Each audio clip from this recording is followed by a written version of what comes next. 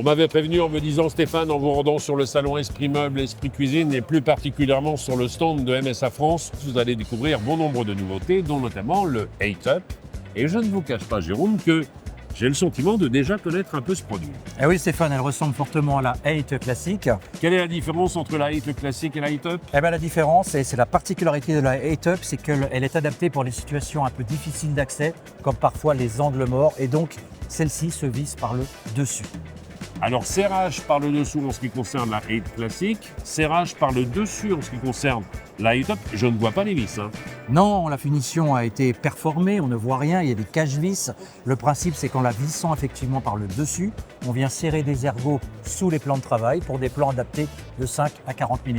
Est-ce que l'encombrement est le même que pour la 8 classique? Alors, il n'est pas tout à fait le même. On est un petit peu plus grand en fait en encombrement pour la 8-Up. On est sur du 65 mm et on a également une lèvre de recouvrement qui est un petit peu plus large. Ça permet d'assurer une meilleure stabilité à la prise.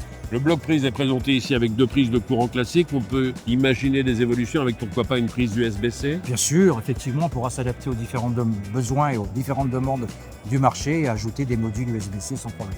On pourrait imaginer aussi peut-être d'autres finitions. On est pour l'instant sur l'inox brossé, sur le noir, mais il y a d'autres couleurs. Il y a d'autres couleurs qui vont pouvoir venir accompagner la gamme, comme le blanc, comme le or mat ou le cuivre mat. Merci beaucoup, Jérôme. Merci Stéphane.